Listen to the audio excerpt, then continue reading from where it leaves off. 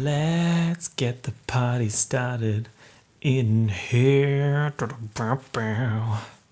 Hello, everybody. Welcome to Jumping in the Elevator, the podcast where I, Mike, from the most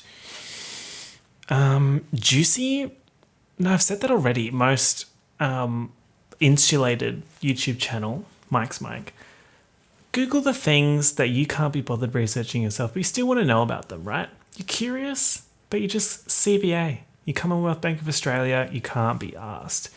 Many things to address straight off the bat. If you're watching this, it looks like we're in the club. And that's because we are in the club. Hang on, is that rain? That's so bizarre. It's not raining, but I can hear rain in my headphones. That's like when people tell you to put a shell against your ear, but it's just you hearing the blood flow inside your ear. So like my blood flow sounds like a little rainy day, which is what every day is basically these days. Am I right, ladies? Or am I light? Am I light? That's actually a segue because we've got lights today. Wow, these segues are just quality, love, absolute quality. So I have neon lights downstairs.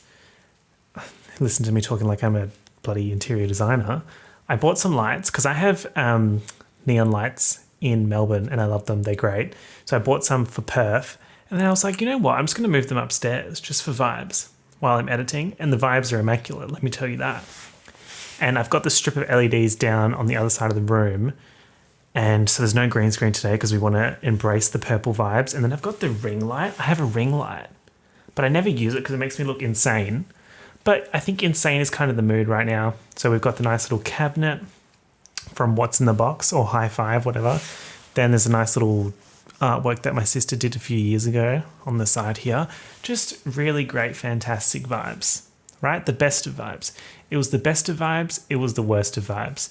This jacket, big fan. Wish I had the matching pants. I think I'll action that. I actually think I'll action that and get the matching pants. So why have we got neon lights? Well, because I just can't be bothered editing the green screen. You know what I mean? Sometimes you're just like, fuck the green screen. Oh, there we go. Swearing. To start off with, I have to tag it as explicit. The updates for today in terms of just general vibes, love. I made a decision about what I want to do with this podcast. And I'm going to do it in seasons. So we're on season 1, episode 9 now.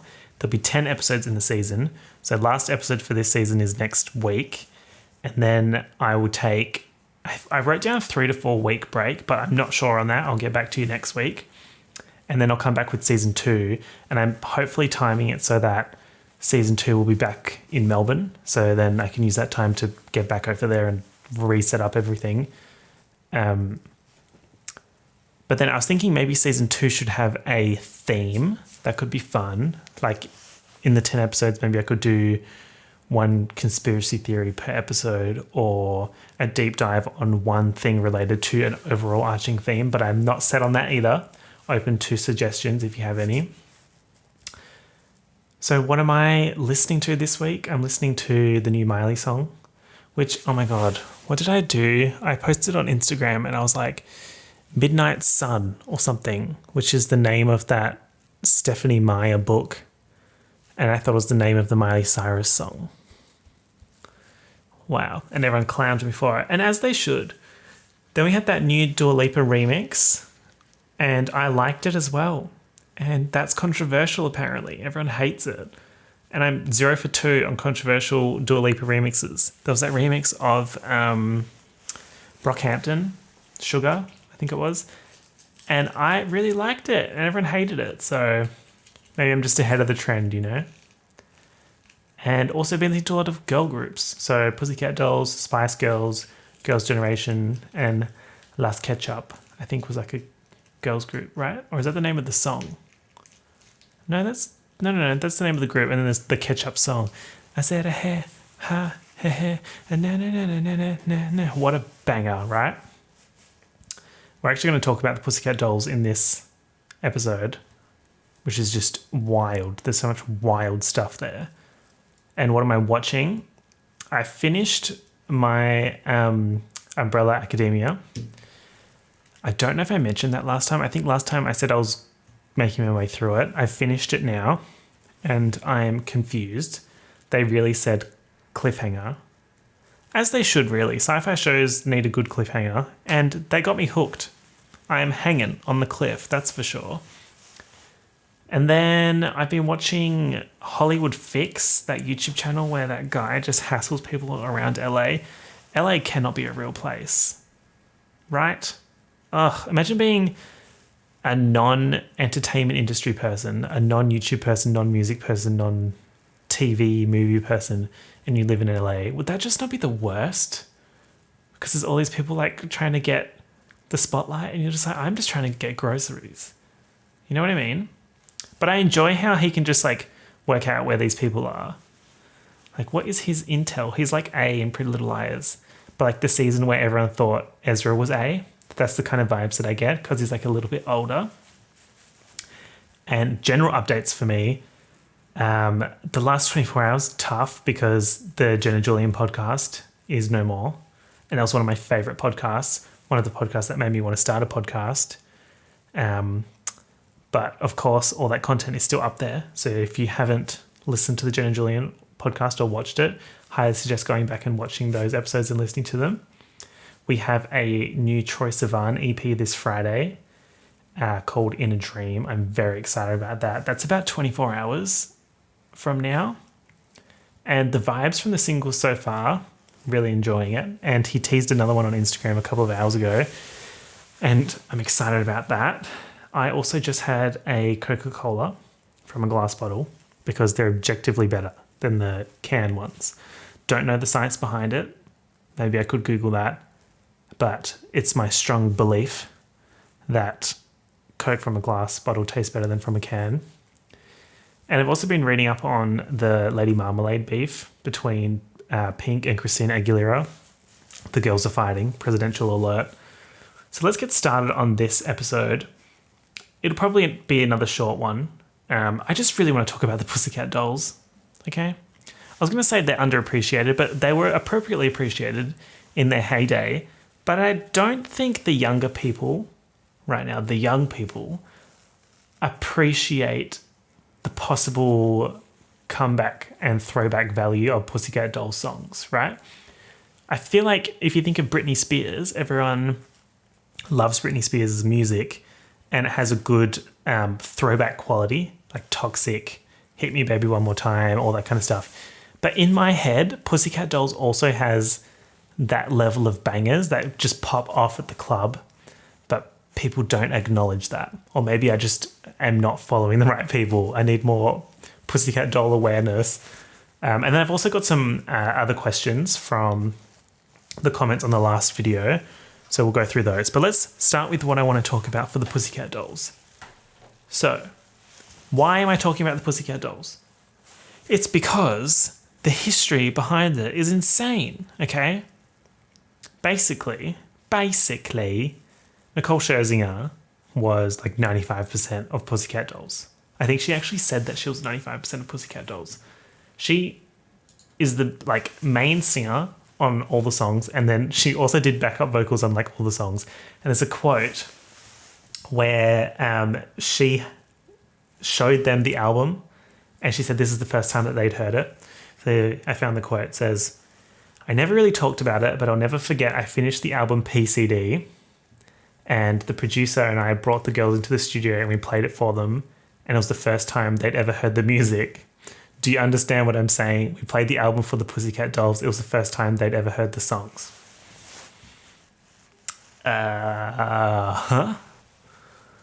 That's pretty wild, isn't it?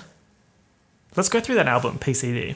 I think because it's a podcast, it's not going to get blocked if I play stuff on my phone, like on Spotify, but the YouTube thingy might have a fit. The Pussycat Dolls, PCD, which was the first album. So we start with Don't Ya.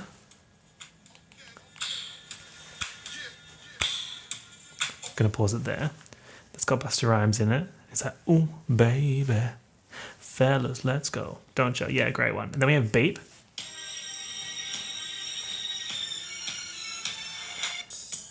Then Wait a Minute.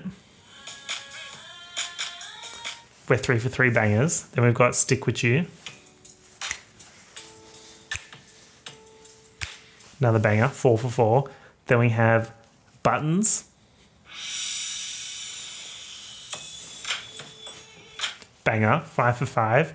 Then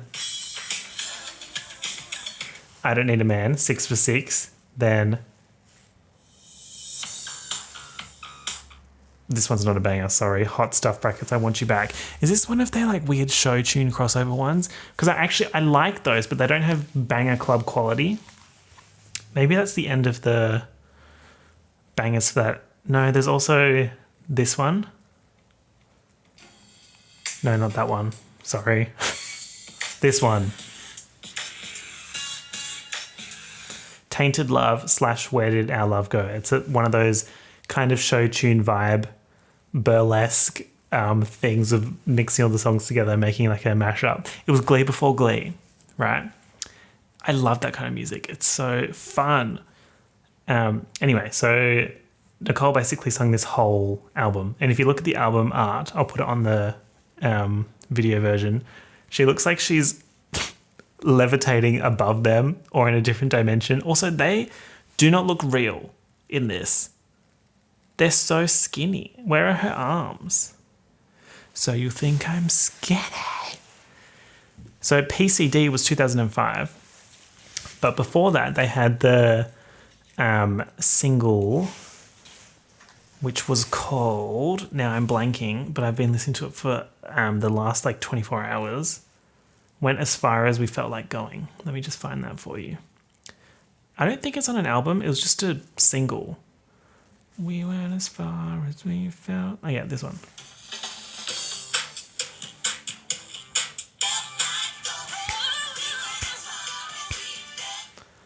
An absolute hit, right? Highly recommend listening to that.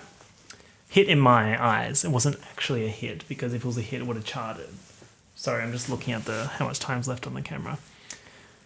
So before 2003, the Pussycat Dolls was a burlesque group, okay? So I think they formed in 1995, and they were a burlesque group, and then somewhere around the early 2000s, they started making music. Now, when I tell you who was in the Pussycat Dolls, you're going to scream, okay? So they were a burlesque dance troupe, and the idea was having Carla Karma and Christina Applegate as performers, okay? There's big name number one.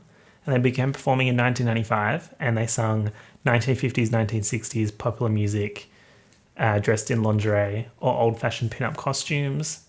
And then they like moved around to different clubs.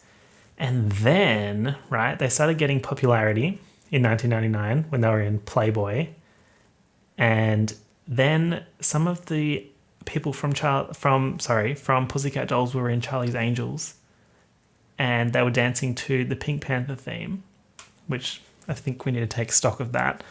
The Pussycat Dolls were dancing to the Pink Panther theme in Charlie's Angels. Cool, great. Along with Applegate, Christina Aguilera and Carmen Electra, who was the group's lead performer for many of their shows, the troupe was featured in a magazine shoot in 2002. Let's just unpack that. Christina Applegate, Christina Aguilera, and Carmen Electra were all in the Pussycat Dolls. And then also, Gwen Stefani was in the Pussycat Dolls. Excuse me?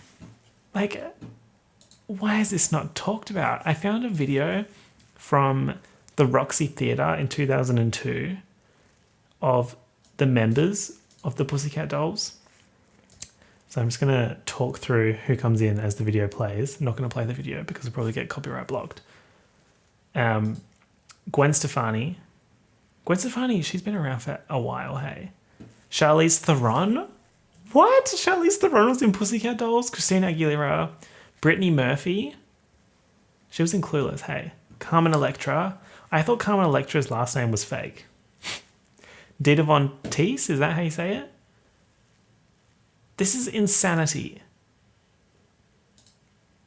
Oh, God, it reminds me of Lady Marmalade. It's like one of those epic crossover events.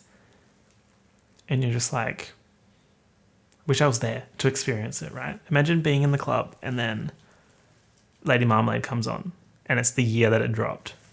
I would go absolutely ballistic. So then after they were a burlesque dance troupe in 2003, 2007, they made and released PCD, which was the one that Nicole Scherzinger pretty much did all the work. She's in the group assignment like, hey guys, this is what we need to do, blah, blah, blah, blah, blah. That's on the first day. And then the day before it's due, I'm just imagining their group meeting like, hey guys, so I've written all the songs and I've performed all the lead vocals and the backup vocals. If you guys could turn up at the presentation tomorrow, that would be good.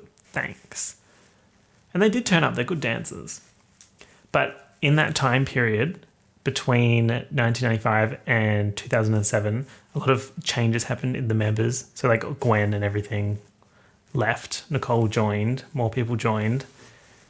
In 2004, they recorded We Went As Far As We Felt Like Going for the Shark Tale soundtrack. Huh? And recorded the single Sway, which is featured on the soundtrack of Shall We Dance. Like, you know what I mean? When you read this kind of stuff, it's like they performed a song for the Shark Tale soundtrack. What? The Shark Tale soundtrack had no business like being as much of a bop. Collective set of bops, right? Oh, wow, that entire movie has such good replay value. And then after PCD, we had Doll Domination and also the breakup of the group in 2010.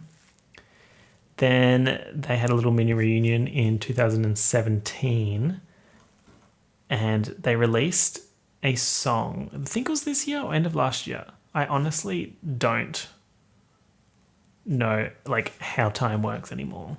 All the months just blend into one. But they had a song called React, which I really liked. Like, present tense. And then also there was Genetics on Meghan Trainor's album. There's my genetics, Genetics.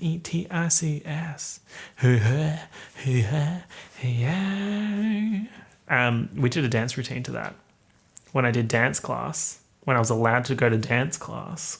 Remember that? I missed dancing so much. I wasn't good at it, but I was getting better. And it was just so much fun. And the teacher always had banger songs. It was always Pussycat Dolls, Britney, Rihanna, some Tinashe Company. We did a dance to that. That's a great song. New Tinashe song coming this Friday with Iggy Azalea. So we will be supporting, we will be streaming. Let's go to the little set of questions that I have from the last podcast. Someone said, how do 3D movies work? And I Googled this and it's just fucking mental, right? It's another one of those things where you just kind of like, yeah, cool. 3D movie, overrated, don't really care about it. And then you read about it and you're like, this is insane. The girls are doing too much. Why can't we just put the blue cellophane and the red cellophane and then 3D boom boom. Boom boom boom. Let me hear you say way-ho. I hope you said way-ho just then. So, classic red and blue glasses filter movie images so that each eye sees only its intended half of the movie. By tinting one set of images red and the other blue, filmmakers can trick our eyes into seeing one image through the red lens and the other through the blue lens. The brain processing images as two perspectives of the same object, creating the illusion of a 3D image. But that kind of 3D image would be very limited. It'd be not very 3D, if that makes sense. The depth wouldn't be very deep. How deep is your depth? Not very deep.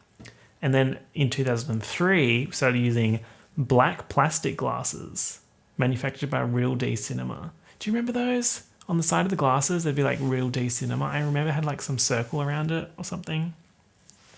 Instead of using different colors of light, these glasses use different polarizations. Polarized light is forced to move in only one direction.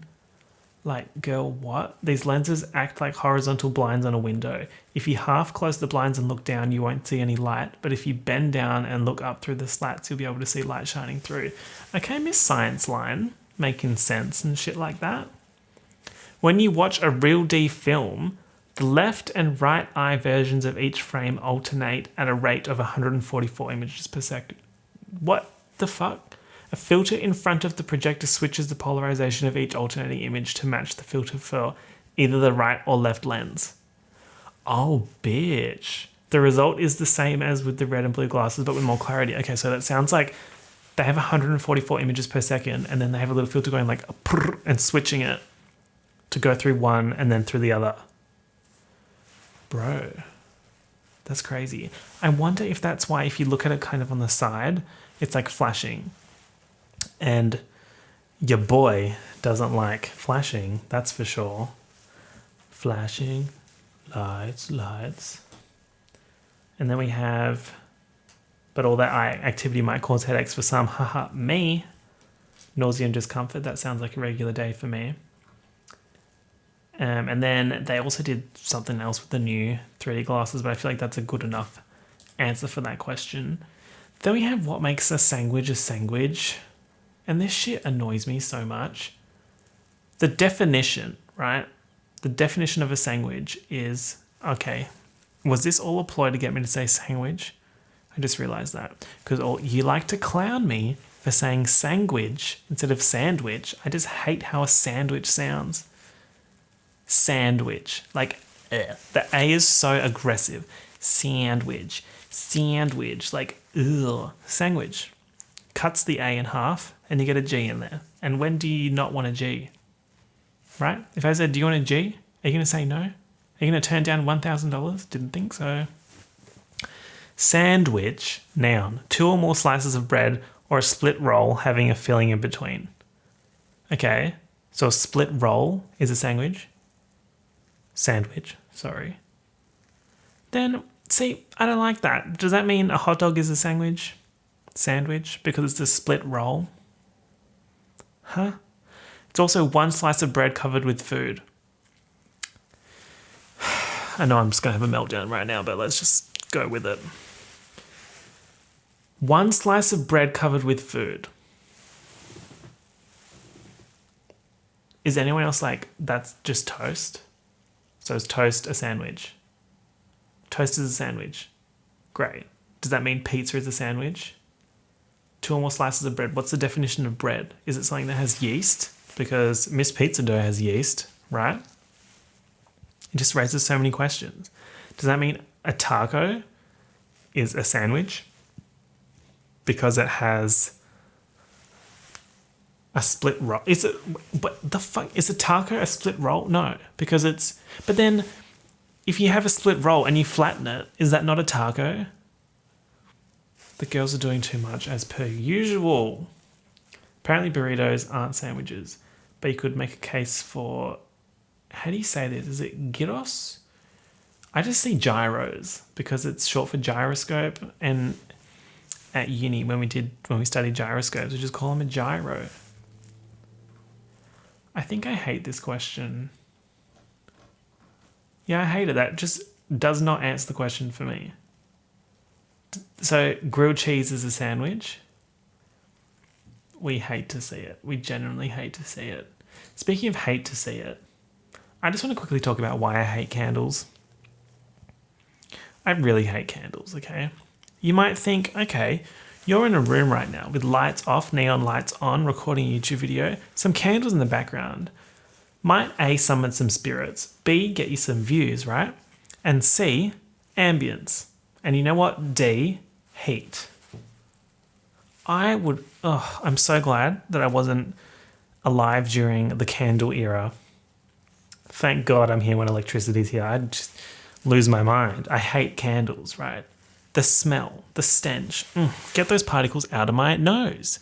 You know what I mean? Like my sister, she burns those candles. Those little, I know she can hear me right now. She's in the next room.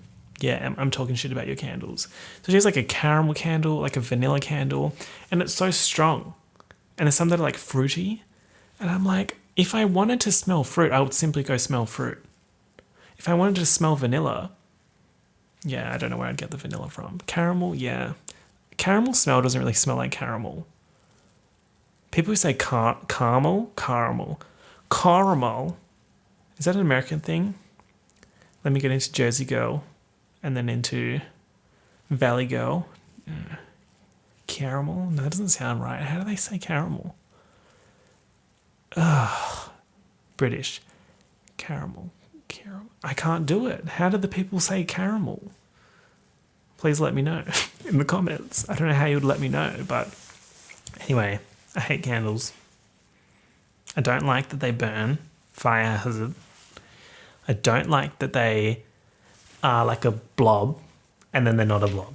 Do you know what I mean? They're a blob and then you light that little wick, burn that wick, burn John Wick, and then that candle is in the air now. Where the fuck did it go? You know what I mean? Does that not just piss you off?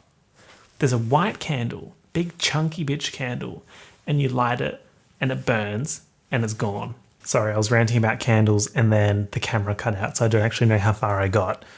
I think I was saying that I hate the candles because you have that big chunk of it, right? Chunk of wax that you're burning with the John Wick candle wick. John Wick candle wick. Give a dog a bone. All that jazz. Baba Black Sheep. What the fuck? Anyway. And then you burn it and then it's in the air. No air, no air, no. No air because it's just full of candle gas. Right? Candle gas in the air. Hate it. Hate to see it. The candle was in that glass and then you burnt it and now it's in the air. Some of it's in your lungs. There's wax in your lungs and it's your doing. Then there's wax all over the walls, surely, because where the fuck else has it gone? Ugh, it's intoxicating. I hate that it goes inside and like, that's all it can smell. Like if you go to a club and it smells like incense and it's like, can we not make it smell like something else? Mint. I love the smell of mint.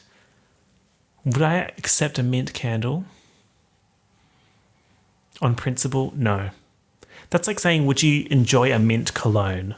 I don't think so, because I really like mint, but I don't think I'd want it in a cologne. That's a really good question by me to me. Same with like cherry or like sweet perfumes. I like those. But if someone gave me a sweet candle, I'd be like, there's the window, open it and chuck it. Do you know what I mean? Is there any form of candle that I actually enjoy? I like the smell of burning. That sounds bad. I don't light fires, right? But if there's a fire, I'll smell it. Let me just say that. Unless it's scented. Don't be throwing scented wood into the fire. I need to stop this podcast. I'm spiraling. What if you had a Coca-Cola themed candle? Would it smell like Coca-Cola? That's like how Coca-Cola has those lip gloss lip balms that are Coca-Cola. Did you know Coca-Cola is called Coca-Cola because it used to have cocaine in it? Cocaine cola. Crazy, right? Imagine if it still did. Ugh. Wow. What a moment. The 1800s were wild. Was that 1800s? They had like shitty electricity, but they had cocaine Coca-Cola.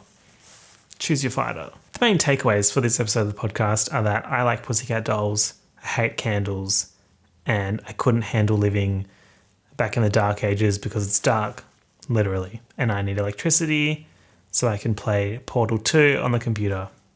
That's the basic summary. If you have questions that you want me to answer, feel free to ask them in the next episode. If you have people that you want me to do an episode with, let me know that as well, because I think for season 2 I might try and organise more of those. I've got 2 people lined up. I don't know if I'm going to do one next week or save them both for season 2. I'll try and get one on the premiere. Otherwise, that brings me to the end of this episode of the podcast. Tune in for the season finale next week. Thank you all so much for listening. If you're listening on a little Spotify moment or an Apple Podcast moment, feel free to leave a little review. If you're watching, feel free to leave a like. If you're not subscribed already to the YouTube channel, go ahead and check that baddie out and subscribe. And yeah, I'll talk to you next week. Peace out. Bye.